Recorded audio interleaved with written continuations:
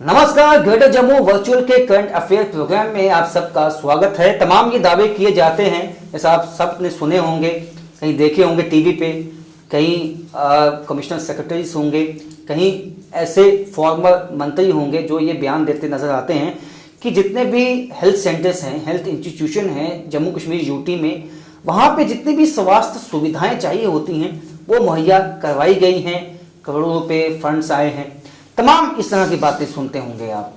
लेकिन आपको ये बहुत हैरानी होगी ये जानकर कि हमारे जम्मू कश्मीर यूटी में 258 जो हेल्थ इंस्टीट्यूशंस हैं उनमें से कुल 185 यानी कि 185 जो हेल्थ इंस्टीट्यूशन ऐसे हैं जहां मेडिकल ऑफिसर भी नहीं है। ये इंकशाफ जो एक रेवोल्यूशन हुआ है, एक आरटीआई के थ्रू हुआ है, और वो जो आरटीआई की थी वो जाने माने आरटीआई एक्टिविस्ट बलविंदर सिंह जी ने की थी, जो हमारे साथ मौजूद हैं। सर, बहुत बहुत स्वागत है ग्रेटर जम्मू वर्चुअल में। ये जो आपने आरटीआई की थी, क्या पूछा था और इसमें क्या रेवोल्यूशंस हुई? देखिए, सबसे पहले तो जब हम मेडिकल कॉलेज में जाते थे ना, तो वहां जाकर जो लोग आते थे उनसे पूछता था आप कहाँ से आए हो। कोई डोडा से आता था, कोई किश्तवाड़ से, जोरी से, पेरीफेरी से। जितने आप मेडिकल कॉलेज में जाकर देखिए 60 to 70% लोग जो पेरीफेरी से आते हैं। जी बिल्कुल। तो मैंने ये किया भाई, ये पेरीफेरी से यहाँ क्यों आते हैं?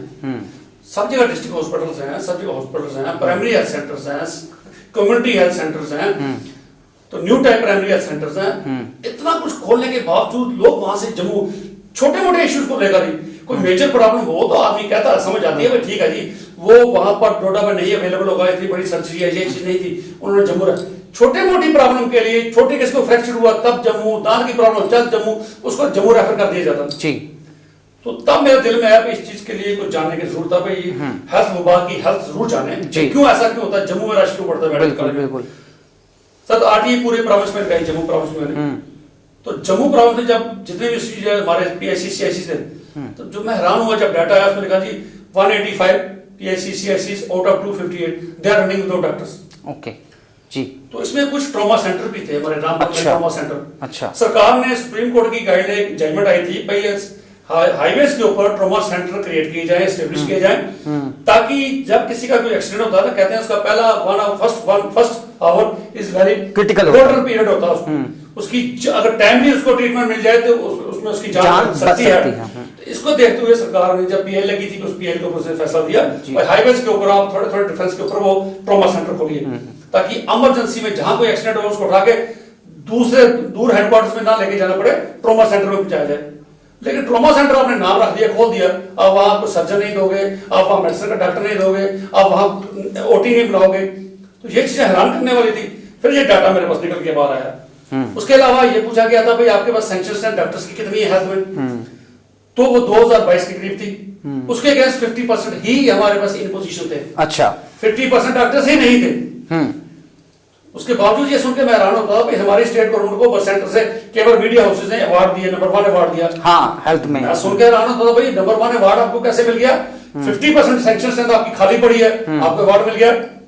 और फिर दुख इस चीज का ज्यादा होता था कि कम से कम 6 हेल्थ मिनिस्टर हमारी जम्मू से रहे। हाँ।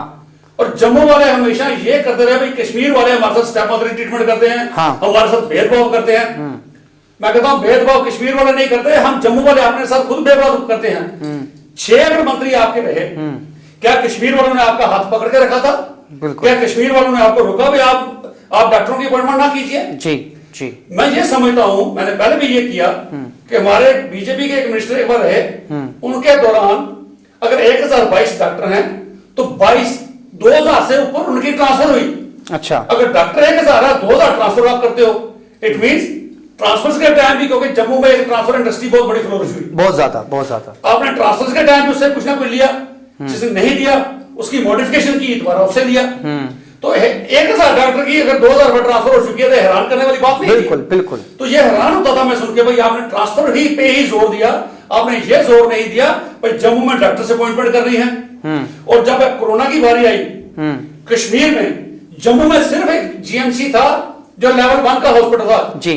कश्मीर में 6 हॉस्पिटल लेवल 1 के थे, जिनमें कम से कम 1000 से ऊपर वेंटिलेटर थे। अच्छा। जम्मू में टोटल 30 वेंटिलेटर का हॉस्पिटल था। अच्छा। हिसाब लगाइए, कंपैरिजन कीजिए, यहाँ पर एक ही लेवल 1 का हॉस्पिटल निकला जीएमसी, कश्मीर में ऐसे 6 हॉस्पिटल निकले। ऐसा क्यों था? तो ये मैं समझता हूं जम्मू वालों का अपना भी बहुत बड़ा कसूर था।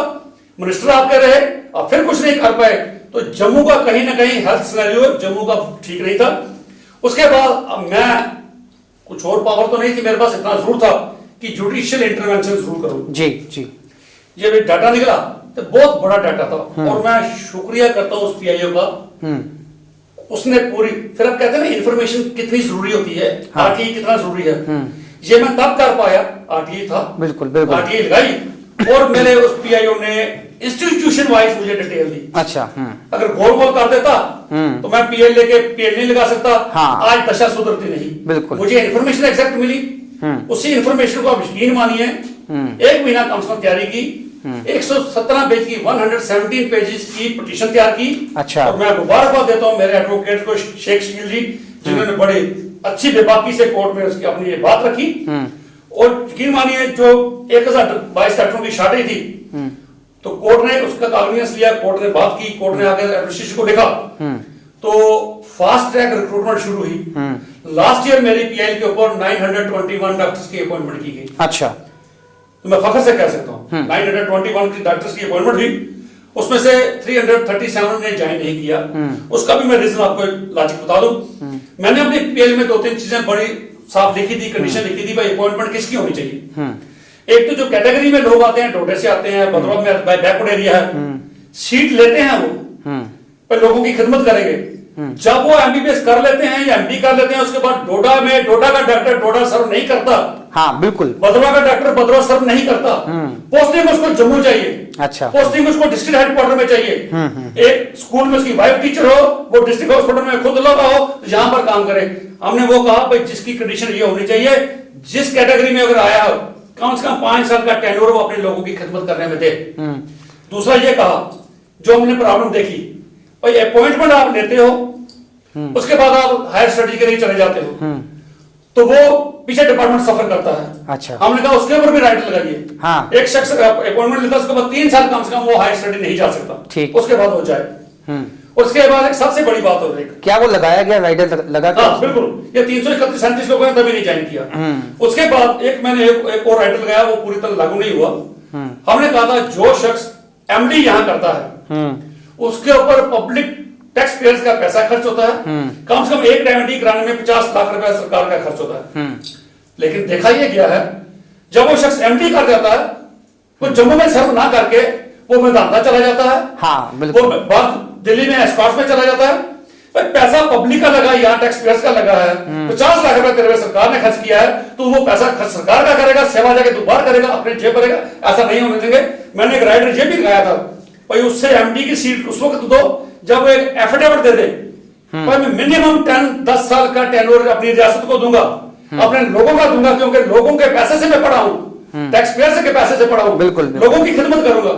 अगर वो एफिडेविट में ये रिटर्न दे दे, अगर मैं यहां सर्विस करूंगा 10 साल रहूंगा तब मैं बाहर जा सकता हूं, अगर मैं सर्विस नहीं करता 10 साल से पहले जाना चाहता हूं, मैं 50 लाख रुपया सरकार का जो मेरे पे खर्च हुआ मैं वो सरकारी खजाने में वापस जमा करा के जाता हूं। ये बहुत अच्छी बात है, ये आपने सही बात कही। इसके साथ साथ मैं ये जानना चाहूंगा, ठीक है आपने आरटीआई की, उसके बाद ये बातें निकल के सामने आई, लेकिन जिस तरह से हुकूमत अभी बातें करती है कि एक एम्स जम्मू में दिया है, एक एम्स श्रीनगर में दिया है, तो डॉक्टर की जो है रिक्रूटमेंट वो ऑल इंडिया लेवल पे होगी, लेकिन हमारे पास जो बेसिक ढांचा है उसको मजबूत किए बिना हम कैसे ये सोच सकते हैं कि जो हम एम्स में जाएंगे तो वहाँ हमें सब सुविधाएं मिल जाएंगी, लेकिन पीछे का जो ढांचा है, जो गरीब इंसान अगर जीएमसी में जाता है तो उसको कोई अगर सर्विस नहीं मिलेगी तो कोई मायने रखता है ये चीज? देखिए बिल्कुल मैं समझता हूँ ये लोगों को कहीं ना कहीं भ्रमित करने वाली बात होती है। आपको एम्स दे दिया गया, ऐसे आज से 12-15 साल पहले ये कहा दिया जम्मू वालों को एक सुपर स्पेशलिस्ट हॉस्पिटल दिया जा रहा है। नाम देखने में सुपर स्पेशलिस्ट मीन कुछ स्पेशलाइजेशन है यहाँ पर। आज अगर आप उसकी बातें करें 50% डॉक्टर्स वहां पर नहीं है। बिल्कुल बिल्कुल। आप कैसे कहेंगे, कैसे गारंटी करेंगे एम्स में डॉक्टर्स पूरे मिलेंगे? यहाँ पर भी अब यूटी है, साल हो गए यूटी को भी यहाँ एस्टेब्लिश हुए, सुपर स्पेशलिटी को एस्टेब्लिश क्यों नहीं किया जा रहा? हाँ। यहाँ पर अभी कई ऐसी स्कीमें बंद कर दी गई, फैकल्टी ऐसी थी बंद कर दी गई, गैस्ट्रो का डिपार्टमेंट था वहां बंद कर दिया गया। हाँ, गैस्ट्रोलॉजिस्ट वहां बंद कर दिया गया। आपके पास यहाँ स्टाफ नहीं है, 50% शॉर्टेज है डॉक्टर्स की आपके पास यहाँ, ना लगा सुपर स्पेशलिटी, इमरजेंसी आपके पास वहां नहीं है। इमरजेंसी मेडिकल कॉलेज में जाएगा तो उसका इलाज करने के लिए उसको यहाँ पर आएगा। तो मैं समझता हूँ ये नाम रखने से किसी का कोई फर्क नहीं पड़ता, जब तक उसको आप स्ट्रेंथन नहीं करते। सबसे बड़ी चीज है हॉस्पिटल तब तक नहीं चल सकते जब तक आप स्टाफ नहीं दोगे, आप उनको इंफ्रास्ट्रक्चर नहीं पूरा लेके दोगे, आप उनको पूरी मशीनरी नहीं दोगे। सर बॉर्डर पे जंग लड़ने के लिए आप फौज खड़ी कर दो, फौज के पास हथियार नहीं दोगे, बुलेट जैकेट नहीं दोगे, अच्छी मिसाइल्स नहीं दोगे, अपडेटेड हथियार नहीं दोगे, फौज कैसे जंग लड़ेगी?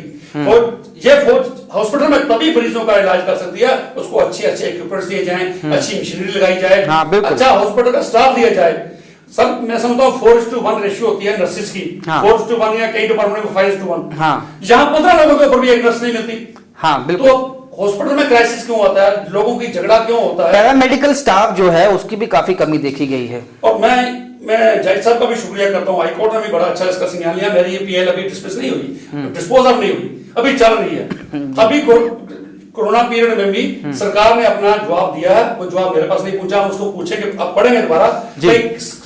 हमने उसमें पैरामेडिक्स का भी रखा है, पूरे स्टाफ की पीएल मैंने की है, पूरे स्टाफ की है, पैरामेडिक्स की है, सब की है।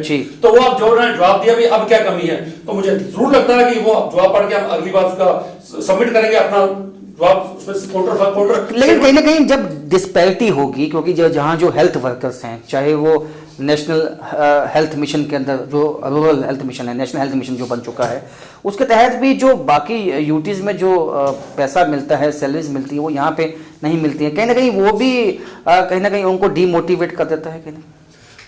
डेफिनेटली एक चीज मैं ये भी कहता हूँ, जैसे सब जगह ये भी कहा गया कि अब देखिए श्रीनगर में फैसिलिटी ज्यादा अच्छी क्यों है? श्रीनगर में 2 हॉस्पिटल में मेडिकल कॉलेज स्कीम्स में और सोरा में प्रैक्टिस बैन है, वो प्रैक्टिस नहीं कर सकता। अभी हमारे ले में आर्डर निकल गया, वहां के एलसी साहब ने निकाल दिया भाई यहाँ पर प्रैक्टिस बैन होगी। तो प्रैक्टिस बैन कीजिए, मैं भी कहता हूँ प्रैक्टिस बैन कीजिए, लेकिन उसके साथ ये जरूर कहता हूँ जिन डॉक्टर्स की आप प्राइवेट प्रैक्टिस बैन करना चाहते हैं उसके लिए पहले आपकी उसकी सैलरी जो बाकी ड्यूटीज में उनको सैलरी मिलती है उस एट पार उसके ऊपर लाइए। बिल्कुल बिल्कुल। जो एनपीए वहां पर मिलता है एट पार उसको लाइए, ये पहले अनाउंस कीजिए, उसके बाद उसकी प्रैक्टिस बंद कीजिए। यानी आप उसकी प्रैक्टिस बंद कर दीजिए, उसको बोले इसी सैलरी में काम करे, फिर पॉसिबिलिटी नहीं है, फिर वो दिल से काम नहीं करेगा। अगर आप उसको उसकी सर्विसेज उसकी स्पेशलाइजेशन इस्तेमाल करना चाहते हैं, उसको सैलरी एट पार में ज्यादा ड्यूटीज दीजिए। पीजीआई में क्या मिलती है, एम्स में क्या मिलती है, बाकी जगह ड्यूटीज में नहीं, उसको वो सैलरी दीजिए, उसको वो एनपी दीजिए, फिर मैं समझता हूं वो काम करेगा। और जितना प्रैक्टिस बैन कर देंगे उस दिन के बाद जम्मू का हालात चेंज हो जाएंगे, जम्मू में लोगों को बाहर जाने की जरूरत नहीं पड़ेगी।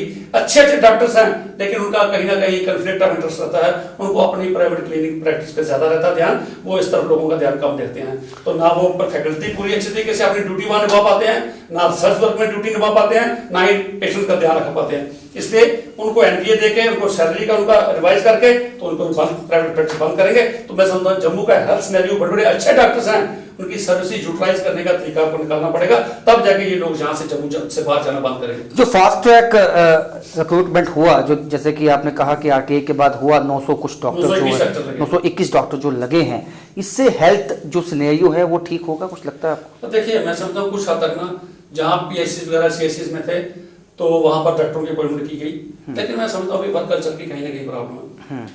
बाहर के जितने भी पेरिफेरी भी आज भी है ना, वो रेफरल इंस्टीट्यूट बन गए हैं। कोई आता है, लोग अपने कामों में मस्त हैं, जो पेशेंट आता है कोशिश उनकी रहती है इसको जम्मू रेफर कर दो, जब बिल्कुल बिल्कुल। अगर आज के पीछे कोरोना में मैंने देखा, मैंने उस पर भी बड़ा टेस्ट किया, कठुआ मेडिकल कॉलेज खुल गया, टोडा मेडिकल कॉलेज है, जोरी मेडिकल कॉलेज है, उसके बावजूद आपको एक इंसिडेंट बताऊंगा, एक डिलीवरी पूंछ में होनी थी लेडी की, वो कोरोना पेशेंट निकली, पूंछ में डिलीवरी नहीं हुई, रजौरी में आई, रजौरी में उसकी डिलीवरी नहीं हुई।